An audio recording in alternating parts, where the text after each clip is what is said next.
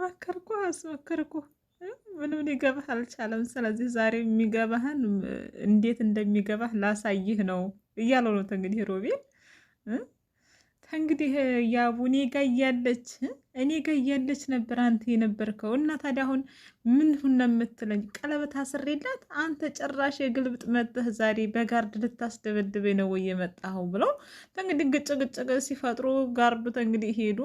ያቡን እንደው አይ ያቡ ቢቀርብህስ እንደ አርፈህ ብትቀመጥስ ይኸውልህ እኮ ችግር አይመጣብህም ነበር ወይ ጉድ! በቃህ ታው አረ ልጅቱን አረ ገላግሉ ሮቤል ገላግል እንጂ ምን ነው ታው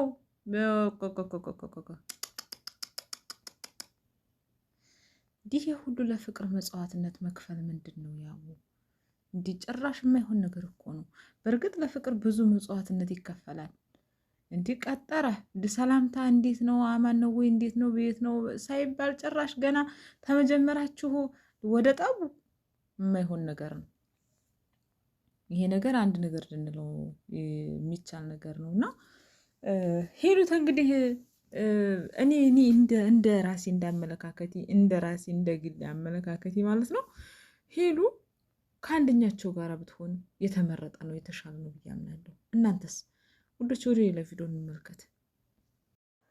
አሰላሙ አለይኩም ወራህመቱላሂ ወበረካቱ። ውድና የተከበራችሁ የራሷ ቲዩብ ተመልካቾች እንደምን አላችሁ? እንደምን ከረማችሁ? በእኔ ጋር ሁሉ ሰላም ሁሉ አማን ነው። በእናንተም ጋር ሁሉ ሰላም ሁሉ አማን እንደሆነ ሙሉ ተስፋ አለኝ።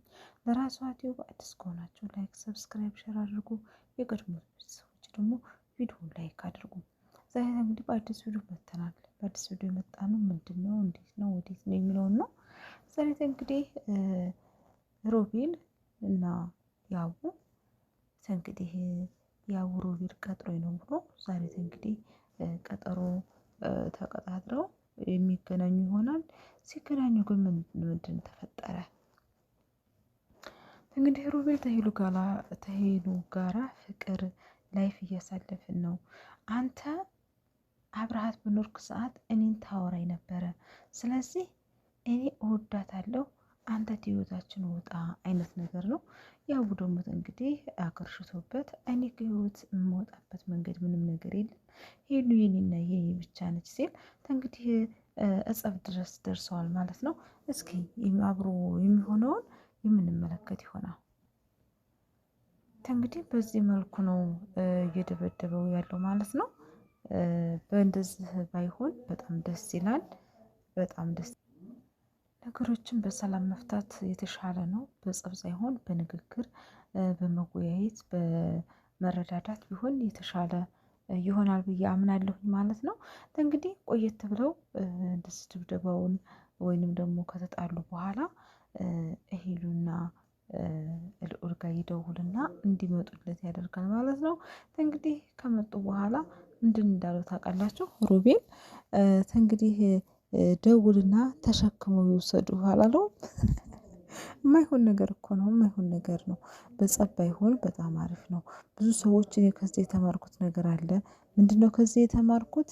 አንድ ሰው በጸብ ሳይሆን በፍቅር ነገሮችን መፍታት እንዳለበትና እንዳለበት ደግሞ አንድን ሴት ልጅ ስታፈቅሩ በጸብ ወይንም በቅናት ወይ በሌላ ነገር የራስ ለማድረግ መሞከሩ ራሱ ትንሽ ከበድ ይላል። ምክንያቱም የእናንተ ያልሆነችን ሴት ብትደባደቡላት፣ ብትፈለጡላት፣ ምንም ብትሆኑላት የእናንተ ካልሆነች እናንተ አልሆነችም። በፍቅር ስታያት በፍቅር ስታይህ ወይንም ደግሞ ሲተያዩ ነው አንድ ላይ ለመሆን አሪፍ የሚሆነው።